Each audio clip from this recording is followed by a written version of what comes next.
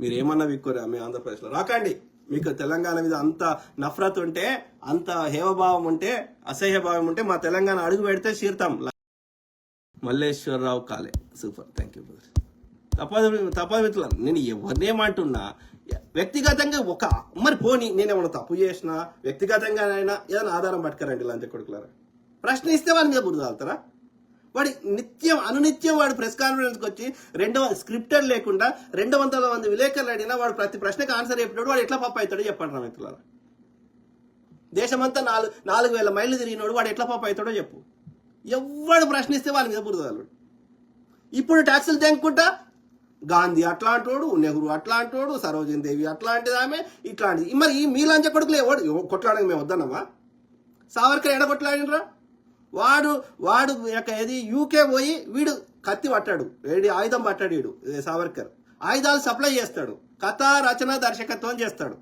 చేసి అట్లా బ్రిటన్కి చదువుకోవడానికి పోయి అక్కడ వేరే వాడి పేరేంది డింగ్రే అనేటోతో అక్కడ బ్రిటిష్ ఆఫీసర్ని ఆ ఇండియన్ ఇండియన్స్ మీటింగ్ పెట్టుకునే దగ్గర చంపించాడు. చంపిస్తే వాడిని అక్కడనే ఉరిదీసారు. వాళ్ళ డింగ్రే అనేటోని అక్కడనే ఉరిదీసారు. వాళ్ళ కుటుంబ సభ్యులు ఏమన్నారు? వాళ్ళ కుటుంబ సభ్యులు ఆ డింగ్రే గాని కుటుంబ సభ్యులు ఎక్కడ ఈ బ్రిటిష్ వాని పరిపాలనలో పెద్ద పెద్ద పొజిషన్ లో ఉన్నారు. ICS ఇండియన్ సివిల్ సర్వీస్ అని ఉండేది, ఇప్పుడు IAS అంటున్నాం కదా, అట్లా ఉండేది అన్నట్టు. సో అయితే అందులో పెద్ద పొజిషన్ అన్నారు.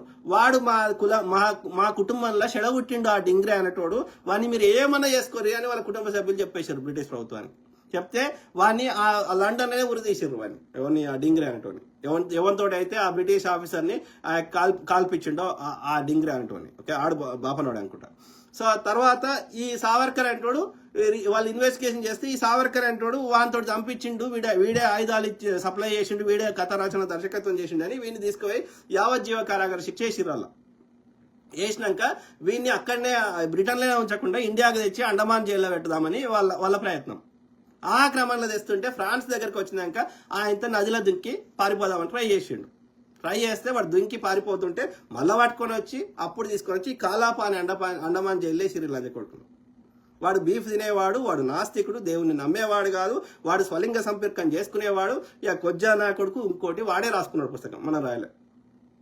అది కాకుండా మహాత్మా గాంధీ చంపడంలో ఎవరైతే 6గురికి శిక్షలు పడ్డాయో, ఎవరికైతే ఈ నత్తురామ్ గాడ్సే ముక్కుపోగు పెట్టుకొని వాళ్ళకి ఆడపిల్లలు లేకపోతే ఆడపిల్లలాగా పెంచారు వాడిని నత్తురామ్ గాడ్సే అనేటువంటి. నత్తు అంటే ముక్కుపోగు అని అర్థం. వానికి చిన్నప్పుడు ముక్కుపోగు లంగా జాకెట్ వేసి ముక్కుపోగు పెట్టుకుంటాడు. ఆడపిల్ల పుట్టేదాకా వాడు అట్లనే ఆడపిల్లలు ఎక్కడే ఉండే వాడు నత్తురామ్ అనేటోడు.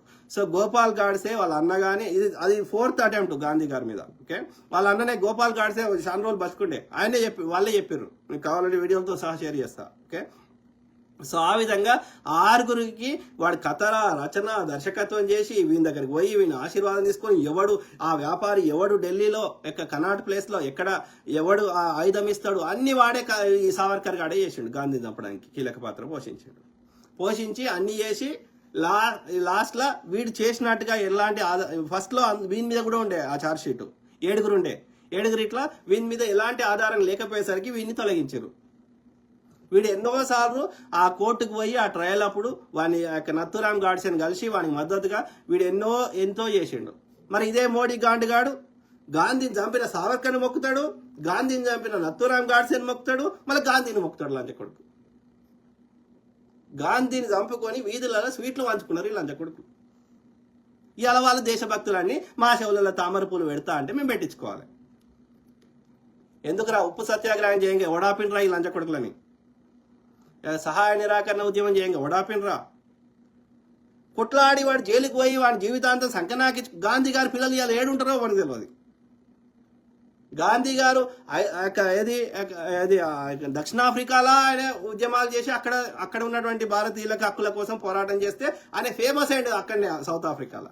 ఆ తర్వాత నువ్వు అంత ఫేమస్ అయినావు కదా, అక్కడ నువ్వు చేయాల్సిన పనులన్నీ అయిపోయినాయి, మా భారతదేశం రా అని ఆయన కాంగ్రెస్ లో సీనియర్ నాయకుడు అయినటువంటి మితవాది అయినటువంటి గోపాలకృష్ణ గోఖలే గారు ఆయన గాంధీ గారిని బతిలాడుకుంటే గాంధీ గారు 1915లో భారతదేశంకి వచ్చి నేను వచ్చినా కానీ నాకు ఈ భారతదేశ స్థితిగతులు నాకు తెలియదు కాబట్టి ఆయన సూటు బూట్ వేసుకొని న్యాయవాదిగా, అటార్నీగా, లాయర్గా ఆయన దేశమంతా తిరిగితే తినడానికి తిండి లేదు, కట్టుకోవడానికి బట్ట లేదు, స్త్రీ అయినా పురుషుడైనా ఏకవస్త్రంతో ఉన్నారు. ఇవన్నీ స్థితిగతులు చూసి ఆయన సూటు బూటు పక్కకు వారేసి 2 ఏళ్ళు తిరిగి ఆ తర్వాత 1917 నుంచి రైతుల ఉద్యమాలు, అనేక ఉద్యమాలు, నిరంతరం పోరాటం, అనేక ప్రజా సమస్యలు, ఓకే, ఈ యొక్క హరిజనోద్ధరణ, దళితులకి అంటరానితనము, అనేక సమస్యల మీద అనునిత్యం పోరాటం చేసిన మహనీయుడు. ఉట్టిగానే గారు జాతిపితలు. ఆయన అంత అంత ఒక అహింసా మార్గంలో అంత కష్టపడుతున్నాడు కాబట్టి ఆయన వెనక భారతదేశంలో ఉన్న అందరూ ప్రజల మద్దతు ఉంది కాబట్టి. అంతకుముందు కాంగ్రెస్ అనేది ఒక మేధావులు పెట్టుకునేటువంటి ఒక సంఘంగా మాత్రమే ఉండేది. సంవత్సరానికి ఒకసారి డిసెంబర్లో కాంగ్రెస్ ఎప్పుడైతే స్థాపించారో ఆ యొక్క డిసెంబర్ ఎండింగ్ లో 3 రోజుల్లో 4 రోజుల్లో వారం రోజుల్లో మీటింగ్ పెట్టుకొని ఏం చేద్దామని చర్చలు చేసుకునేవాళ్ళు. మితవాదులు అతివాదులు ఉండేవారు ఓకే కాంగ్రెస్ లో. జాతీయవాదులు అందరూ కలిసి కాంగ్రెస్ ని పెట్టుకున్నారు. ఒక కుటుంబమో ఒక వ్యక్తియో పెట్టలే కాంగ్రెస్ ని. అర్థమైందా? పూనాలో పెడదామంటే పూనాలో ప్లేగ్ వచ్చిందని చెప్పి బొంబాయిలో మొదటి సమావేశం పెట్టుకున్నారు వాళ్ళు. ఎవరు వాళ్ళు? మెజారిటీ ఎవరు? అప్పుడు కలకత్తా యూనివర్సిటీలో, అప్పుడు కలకత్తా క్యాపిటల్ ఉండే, కలకత్తా యూనివర్సిటీలో చదువుకుంటున్నటువంటి జాతీయవాదులు, దేశాన్ని ప్రేమించే వాళ్ళు. అర్థమైందా? సో కాబట్టి ఇక్కడ ఈ హిందూ ఇప్పుడు ఎందుకు స్వతంత్ర ఉద్యమం ఫస్ట్ నుంచి బ్రిటిష్ వాని కింద రాతపూత పని చేసింది, ఆర్మీ పని చేసింది, ఇంకో పని చేసింది ఈ లంజ కొడుకులే. ఓకే, అంటే అన్ని రాజభోగాలు అనుభవించింది. హిందువులని అందులో పాల్గొనొద్దని చెప్పింది. వాడు 60 రూపాయల పెన్షన్ తీసుకున్నది, 21 సార్లు క్షమాభిక్ష పెట్టుకొని రిలీజ్ చేసుకున్నది. వాడు ప్రామిస్ చేసుకొని నేను హిందువులని ఒక్కరిని కూడా ఇలా పార్టిసిపేట్ చేయకుండా నేను చేస్తాను ఒప్పుకొని ఇవన్నీ చేసింది ఈ లంజ కొడుకు. చూపెట్టండి. ఒక్క సావర్కర్ గాంధీ వాడు చెప్పుకోవడానికి వాళ్ళకి లీడర్ లేరు, చెప్పుకోవడానికి చరిత్ర లేదు కాబట్టి మంచిగా ఉన్న చరిత్ర మీద బురద వెళ్తా అంటే చూస్తూ కూరుకుంటావా? ఇందిరాగా అది ఎప్పుడో అయిపోయినాయి చరిత్ర. దాని గురించి ఇప్పుడు ఎందుకురా? అంటే నీకు శాతగాక నువ్వు ఏం చేసినావు చెప్పుకో. 2014 నుంచి వాళ్ళు మంచిగా చేసిన వాళ్ళ మీద ఉదగాలేస్తే బురద వెళ్తే నువ్వు గొప్పడు అయిపోతావా? నెహ్రూ గారు ఏం పాపం చేసిర్రా? ఏం పాపం చేయలే. ఓపెన్ బార్డర్స్ ఉండే, ఎలాంటి రక్షణ లేకుండే, తినడానికి తిండి లేకుండే, కట్టుకోవడానికి బట్టలు లేకుండే, అంటురోగాలు వచ్చి చచ్చిపోయేటోళ్ళు, కరువులు వచ్చి చచ్చిపోయేటోళ్ళు. అట్లా ఉండే భారతదేశం. ఒక్కొక్క మెట్టు ఏ ప్లానింగ్ కమిషన్ వేసి ఒక్కొక్క మెట్టు ఏ రంగంలో మేధావుల యొక్క సలహాలు తీసుకొని ఏ రంగంలో భారతదేశం బలహీనంగా ఉంటే అక్కడ ఫండ్స్ కేటాయించి ఒక్కొక్క రంగాన్ని పైకి తెచ్చిండు. ఆయన కష్టపడి ఆయన జీవితాంతాన్ని సంఖ్య నాకించుకొని అర్పించుకొని ఆయన పెళ్ళాన్ని చచ్చిపోయిన పెళ్లి చేసుకోలేదు. ఆమె యంగ్ అనిపోయింది వాళ్ళ వైఫ్. అర్థమైందా?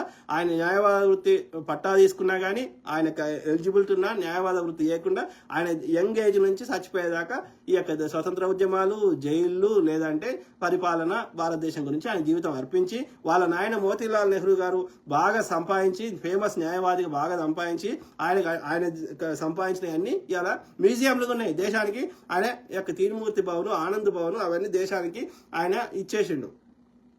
వాళ్ళ కుటుంబ సభ్యులు తూటాలు పడుచుకొని చచ్చిపోయారు. ఇందిరాగాంధీని చంపేసిర్రు. ఆ యొక్క తీవ్రవాదాన్ని తీసేయాలని ఆ పంజాబ్ను పాకిస్తాన్ తీసుకునే ప్రయత్నం చేస్తే ఆపరేషన్ బ్లూ స్టార్ కింద మన పక్క దేశాలతో మిత్రత్వం ఉండాలని చెప్పి ఆయన రాజీవ్ గాంధీ గారు కష్టపడితే ఆయనను చంపేసిర్రు. అట్లా వాళ్ళ కుటుంబ సభ్యులందరినీ పొట్టన పెట్టుకుంటే అయినా సరే దేశం కోసం కొట్లాడుతుంటే పొద్దుగా లేస్తే వాళ్ళ మీద బురద లేదు. మోడీ గాండుగాడు ఇది వీకెండ్ అది వీకెండ్ చెప్పుకోరు అని కొడుకులారా. 40% నిధులు తీసేసినాక గ్రామీణ ఉపాధి రాష్ట్రాల దగ్గర అన్ని పైసలు ఏడున్నాయిరా? మరి మా దగ్గర ట్యాక్సులు తీసుకోకు. ఇప్పుడు రష్యా దగ్గర ఆయిల్ కొంటున్నా అన్నాడు. మరి తక్కువ రేటు కొన్నప్పుడు పెట్రోల్ కాంగ్రెస్ హయాంలో ఇంటర్నేషనల్ బ్యారెల్ రేటు పెరిగేది, ఇంటర్నేషనల్ బ్యారెల్ రేటు తగ్గితే రేటు తగ్గేది. వాడు పెట్రోల్ మీద 9 రూపాయల ట్యాక్స్ తీసుకున్నాడు, డీజిల్ మీద 3 రూపాయల ట్యాక్స్ తీసుకున్నాడు. ఈ లంచ కొడుకు వచ్చి పెట్రోల్ మీద 33 రూపాయలు తీసుకుంటుండు, ఈ డీజిల్ మీద 33 రూపాయలు తీసుకుంటుండు. దాని మీద 3 రేట్లు పెంచి 300% పెంచిండు, దీని మీద 1000% పెంచిండు, 10 రెట్లు పెంచిండు. మళ్ళా కోవిడ్ సమయంలో $20 బ్యారెల్ ఉన్నా ఇప్పుడు $50 ఉన్నా మనకు పెట్రోల్ రేటు తగ్గదు. మళ్ళీ రష్యా దగ్గర కొంటే ఇంకా తక్కువ రేటు కొన్నా మనకు పెట్రోల్ రేటు తగ్గదు. ఆడిపోతున్నాయి పైసలు. ఇప్పుడు 40% నిధులు కట్ చేస్తా అంటున్నావు. మరి 40% నిధులు రాష్ట్రాల మీద అదనపు భారం వేస్తున్నావు. మరి నువ్వు ఇవ్వకుండా మా దగ్గర ట్యాక్సులు తగ్గి మరి 40% మా జిఎస్టీ తగ్గి. కాంగ్రెస్ హయాంలో 5% 0% ఉండే. వాడు చాలా వాడికి పేదోళ్ళకి అవసరం అని చెప్పి వాడు ట్యాక్స్ తీసుకోలే.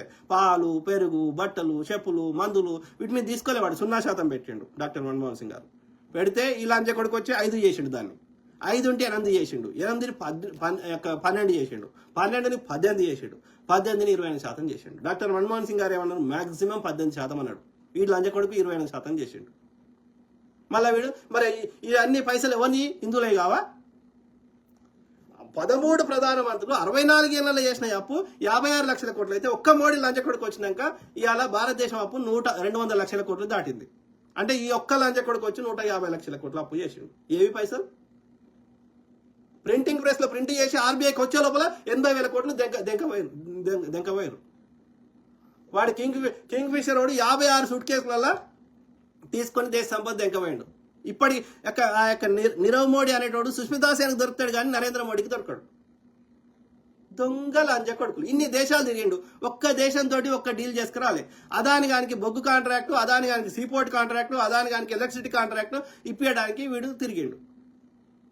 మన దేశంలో ఉన్న బొగ్గు వాడాడంట ఆస్ట్రేలియా నుంచి 3 రెట్లు ఎక్కువ రేటుకు తెచ్చి మనకు అమ్ముతాడంట. వాడేం చెప్తున్నారు, అలా 15% మాదిరా, మిగతాదంతా మోడీ గాంధీ అని చెప్తున్నారు వాళ్ళు. మరి నాకు పిల్లలు లేరు, ఏం లేకపోతే మరి ఎందుకు దెంకుంటున్నావురా? దేశ సంపద అంతా వీని పేరు రాసుకుంటున్నాడు. వీని కుటుంబ సభ్యులది.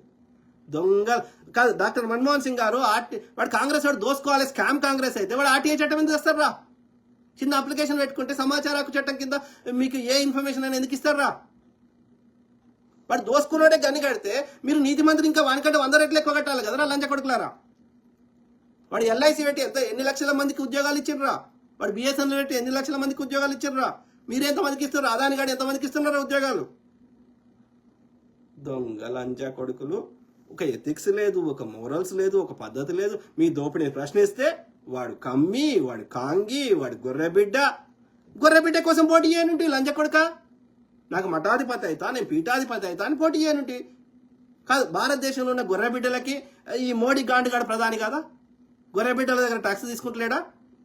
భారతదేశంలో ముస్లింల ప్రధాని కదా ఈ మోడీ గాండుగాడు కాదు? భారత రాజ్యాంగం మీద ప్రమాణం చేసినావు కదరా. భారతదేశంలో ముస్లింల దగ్గర ట్యాక్స్ తీసుకుంటాడా ఈ లంచ కొడుకు? భారతదేశంలో ముస్లింలను మంచిగా చూడాల్సిన అవసరం లేదా వీనికి? భారతదేశంలో గొర్రె బిడ్డలను మంచిగా చూడాల్సిన అవసరం లేదా?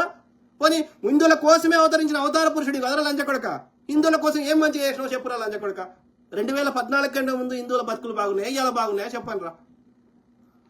ఆర్యుల బతుకులు తప్ప, ఆర్య బన్యాలయ్యి ఆర్య బ్రాహ్మణులయ్యి తప్ప నాటి నుంచి నేటి వరకు మిగతా అందరి ఏ హిందూ కానీ, ముస్లిం కానీ, క్రిస్టియన్ కానీ, సిక్ కానీ అందరినీ తాల్స్కా తింటూనే ఉన్నారు.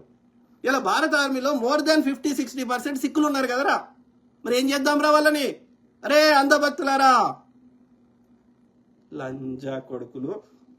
ఒక పబ్లిక్ ఇష్యూ మీద చర్చ ఉండదు, దేని మీద ఉండదు. ప్రతి ఒక్కరి మీద ట్రోలింగ్. అది కూడా మేక్ సెన్స్ ట్రోలింగ్. ఏదైనా ఫ్యాక్ట్ ఉంటుందా? వ్యక్తిగతంగా నిరాధారంగా ఏది పడితే అది. సిగ్గులేని లంచా కొడుకు. అమ్మ గుట్టలేదురా బోసుడికే. ఇంకా మళ్ళా మాకు కర్మ సిద్ధాంతం నేర్పిస్తాడు. రాముని మొక్కుడు కాదు, రాముడు చెప్పింది పాటించితే రాముని మొక్కినట్టు, లేకపోతే మొక్కుడు బంద్ చేయరు. రాముని కూడా ద్రోహం చేసినట్టు లంచ కొడుకులు. అర్థమైందా?